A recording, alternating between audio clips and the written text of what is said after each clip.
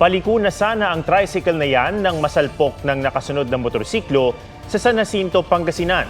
Tumilapon ng rider at ang kanyang angkas, pati na ang isang sakay ng tricycle.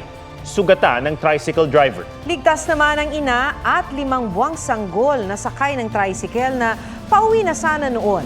Ayon sa mga pulis, mag-overtake sana ang motorsiklo nang maaksidente. Kumalas na si Vice President Sara Duterte sa gabinete ni Pangulong Bongbong Marcos.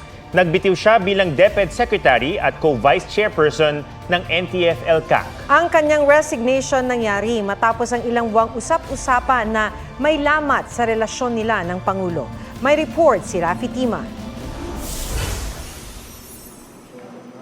Isang press conference ng tagapagsalita ng DepEd ang nakaschedule kaninang hapon. Pero ilang minuto bago ito magsimula, pinalitan ng podium ang nakalatag na mesa at saka lumabas si Vice President at Education Secretary Sara Duterte.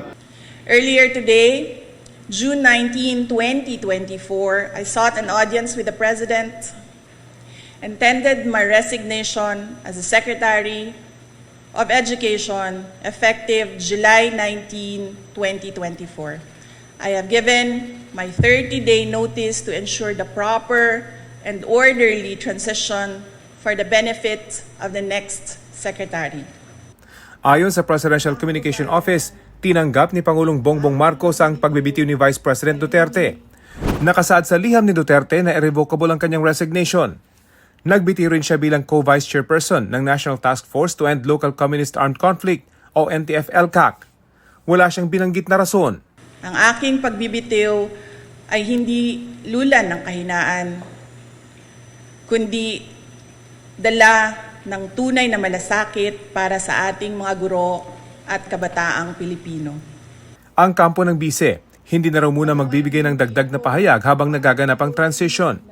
Ikinagulat ng mga kawani ng DepEd ang anunsyo. Siyempre nagulat po kasi bigla siyang nag-resign. Tapos anniversary pa po ng DepEd bukas. Si Senate President Chis Escudero tinawag na inevitable o hindi maiiwasan ng resignation. Dahil na rin sa pag-atake ni dating Pangulong Rodrigo Duterte at ng mga kapatid ng bise kay Pangulong Bongbong Marcos at ibang miyembro ng First Family. Matatandaan nitong Enero, sa gitna ng issue ng People's Initiative, naging kontrobersyal ang pahayag ng ama ni VP Sara. Si Bongbong Marcos bangag noon, ngayong presidente na, bangag natin ang presidente. Matapos lang Okay na tayo. Don't even dignify. Okay na I think it's the fentanyl. It is highly addictive and it has a very serious side effects. Sabi noon ni VP Sara, hindi siya sumasang-ayon sa kanyang pamilya sa lahat ng pagkakataon. Pero ang pangyayaring ito, hindi nagustuhan ni First Lady Liza Marcos. Bad shot na yan sa akin. My husband will do everything to protect you. You run together. Pupunta ka sa rally, tatawagan yung presidente mong bangag. Di ba you're going to laugh? Tama ba yan? Na sinagot din noon ng Vice Presidente. Karapatan ni unang ginang Liza Marcos na makaramdam ng sama ng loob at galit. Subalit, ang kanyang personal na damdamin ay walang kinalaman sa aking mandato bilang isang opisyal ng pamahalaan. Sa ngayon, hindi pa masabi ng mga taga-DepEd kung ano ang mangyayari sa 30-day transition period, kung dadalo pa ba si VP Sara sa mga aktibidad o pulong sa DepEd. Rafi Tima nagbabalita para sa GMA Integrated News. Nakita ng Presidential Anti-Organized Crime Commission o PAOC ang ilang bill ng kuryente ng Pogo Hub sa Bamban na nakapangalan kay suspended Bamban Mayor Alice Go. Kabilang siya ng mga electric bill ng Zunyu-1 Technology mula July hanggang November 2023. Nakapangalan din sa alkalde ang Statement of Account nitong Pebrero.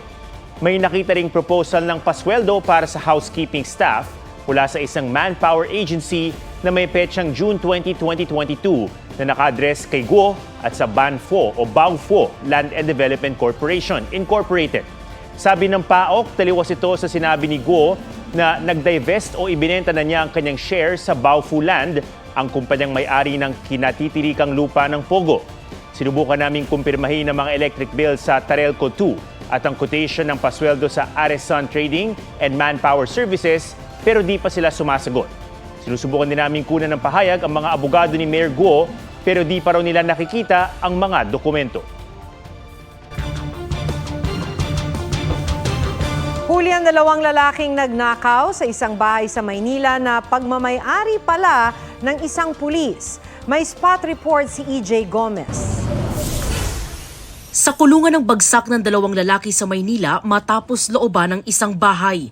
Ang pagnanakaw, nasaksihan mismo ng may-ari ng bahay na isa palang pulis. Na-corner niya ang isa sa mga sospek. Nakatakas ang isa pero nahuli kalaunan.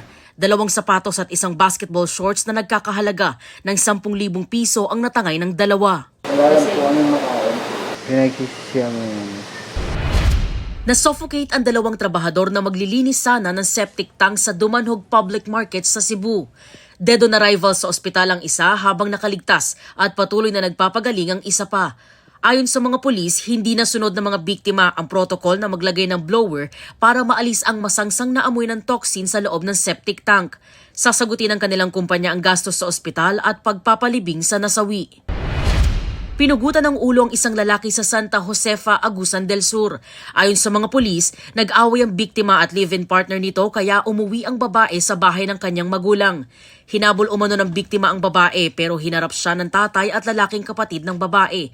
Nagsuntukan ng 3 hanggang pagtatagain ng lalaking kapatid ang biktima. Patuloy na tinutugis ang mag-ama. EJ Gomez, nagbabalita para sa GMA Integrated News. Patay matapos masagasaan ng isang 2 taong gulang na bata sa Maynila. Sa CCTV ng barangay, kita ang pagtawid ng bata. Saktong may paparating na itim na van. Nagulungan ng van ang bata, hindi tumigil ang van kaya hinarang ng mga tao. Ayon sa barangay chairman, sinabi ng driver na hindi niya napansin ang bata at di din niya naramdaman na may nasagasaan siya. Wala ang mga magulang ng bata dahil nagtatrabaho pero agad umanong nagpunta ng ospital ang nanay sa pinagdalhan sa bata.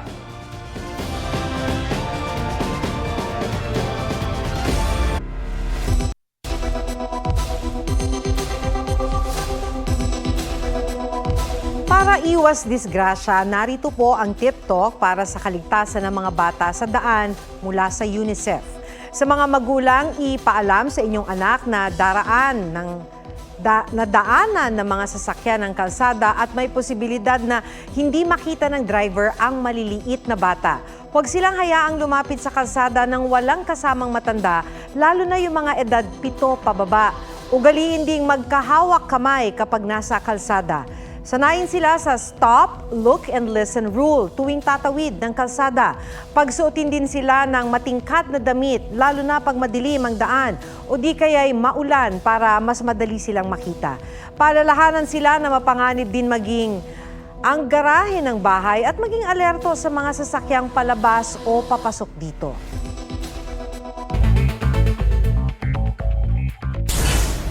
Video ko lang ha.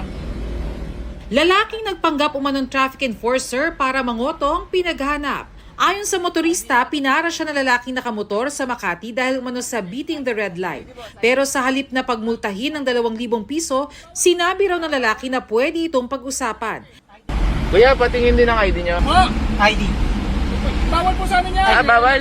Nang pilitin daw niyang hingi ng ID ng nanita, hinayaan daw siya nito. Ayon sa MMDA, nakakatiyak silang hindi nila tauhan ng lalaki. Clearing operations isinagawa ng MMDA sa ilang bahagi ng Metro Manila. Sa Caloocan, giniba at kinumpiska ang ilang sagabal sa kalsada. Sa Quezon City naman, may mga tino at tinikitan na sasakyan. Mga ipinunlang Taclobo sa Bolinao, Pangasinan, binisita ng research arm ng Australian government. Pinuntahan nila ang Giant Clam Ocean Nursery Sanctuary na nasa ilalim ng conservation program. Itinuturing itong world first large-scale restoration para sa mga nasirang coral reef. Ang mga giant clam ay kabilang sa threatened species. Bernadette Reyes, nagbabalita para sa GMA Integrated News. Pahirapan ang pagsagip sa mga sugatang sundalo ng Philippine Navy sa resupply mission sa Ayungin Shoal nitong June 17. Sa video na ibinigay ng isang source ng GMA Integrated News, pag-aalas 10 ng umaga nang ipagbigay alam sa BRP Cabra na may mga nasugatang Pilipino na dinala sa BRP Sierra Madre. Sa radio message ng China Coast Guard, papayagan daw ng China ang PCG na kunin ng mga sugatang sundalo pero hanggang 8 lang ang sakay ng rubber boat na susundo at walang construction material na dadalhin. Nang magbaba ng rubber boat ang BRP Cabra para magpunta sa BRP Sierra Madre, Binuntutan sila ng mga speedboat ng China Coast Guard at ng Hubei-class missile boat. Alas 9 ng gabi nakabalik ang rubber boat ng PCG karga ang sugatang sundalo na nilapatan ng Lunas sa loob ng BRP Cabra. Nagpaulan na naman ang habagat sa ilang lugar na nagresulta ng biglaang pagbaha. Sakto naman ngayong nag-uulan na, ilalabas na rin ng Pag-asa ang tsansa ng ulan sa ilang lugar, pati na ang banta ng kidlat. Narito po ang aking report. Umaagos ang baha sa kalsadang yan sa Bontoc Mountain Province. Sa Tulunan, Cotabato, umapaw din sa kalsadang tubig mula sa Sapa, binaha ang palayan, sementeryo at ilang bahay. Sa Tibuli, South Cotabato, naging madulas, maputik at sira-sira ang ilang kalsada. Sa Kidapawan, Cotabato, isang puno ang bumagsak sa poste ng kuryente sa kasagsagan ng malakas na ulan at nagresulta ng brownout. Sa Cagayan de Oro City, nagpabaha ang malakas na ulan sa barangay Iponan. Mahigit 100 pamilya ang inilikas. Binahari ng ilang bahagi ng Mandaue sa Cebu. Para mas mapaghandaan ang mga pag-ulan na nagdudulot ng baha, pwede nang makita ang tsansa ng ulan sa ilang partikular na lugar sa website ng Pag-asa na www.pagasa.dost.gov. Pag sinabi natin na sabihin natin 70% chance na umulan, so 7 out of 10 yung probability na magkaroon tayo ng ulan, hindi natin in-specify yung timing saka yung intensity ng ulan, saka yung haba. Basta sasabihin lang natin, okay, tomorrow, there will be a chance na 70% ang ulan. Masisilip na rin sa Pag-asa website ang regional weather forecast. Sa panahon.gov.ph, makikita naman real-time kung saan tumatama ang kidlat.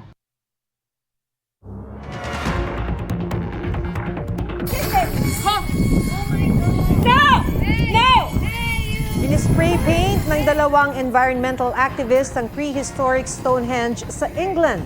Dali-dali silang pinigilan ng ilang turista pero kumapit na ang kulay orange na powder paint sa mga naglalakihang bato.